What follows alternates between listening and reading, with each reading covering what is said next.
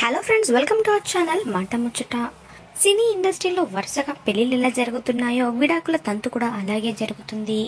ఎంతో మంది నటులు విడాకులు తీసుకొని విడిపోతున్నారు.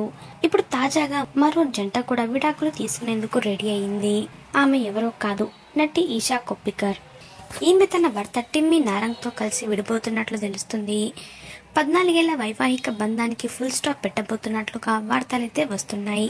గత కొంతకాలంగా వీరి మధ్య చీటికి మాటికి గొడవలు జరుగుతున్నాయని, సమస్యను పరిష్కరించుకునేందుకు ప్రయత్నించినప్పటికీ అది సఫలమవుతున్నట్లుగా తెలుస్తుంది. దీంతో ఈషా టిమ్మీ కలిసి ఉండటం చాలా కష్టమని, అందుకే వారు విడిపోవడానికి సిద్ధమయ్యారని తాజాగా అందిన సమాచారం. ఈ కారణంగా ఈషా తన కూతురుని తీసుకుని కొంతకాలం క్రితమే ఆ ఇంటి నుంచి బయటకు వచ్చేసిందట.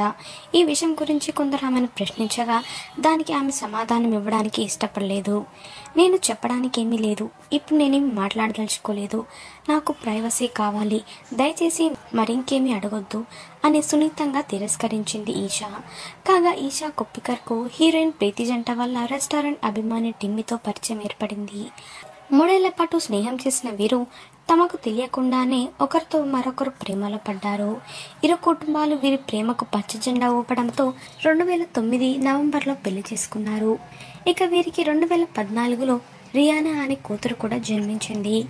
ఈషా సినిమాల విషయానికి వస్తే 2000వ సంవత్సరంలో వచ్చిన ఫీజా సినిమాతో బాలీవుడ్లో తన ప్రయాణం మొదలుపెట్టింది. అలా కొన్ని సినిమాలో ఆమె నటించింది.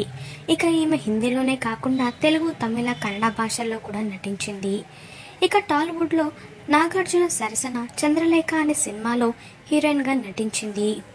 అలాగే ప్రేమతోరా, కేశవ సినిమాలు కూడా చేసింది. ప్రస్తుతం ఈమె విడాకుల విషయం సోషల్ మీడియాలో అయితే బాగా హాట్ టాపిక్ గా మారింది. వాటిపై ఒక లుక్ వేయండి. మాట ముచ్చట ఛానల్ ని తప్పకుండా సబ్స్క్రైబ్ చేసుకోండి. అలాగే పక్కన కనిపించే బెల్ బటన్ ని క్లిక్ చేయడం మర్చిపోవద్దు. దాంతో వెంటనే మేము అప్డేట్ చేసే లేటెస్ట్ న్యూస్ ని మొదటగా మీరు తెలుసుకోవచ్చు. Thanks for watching this video.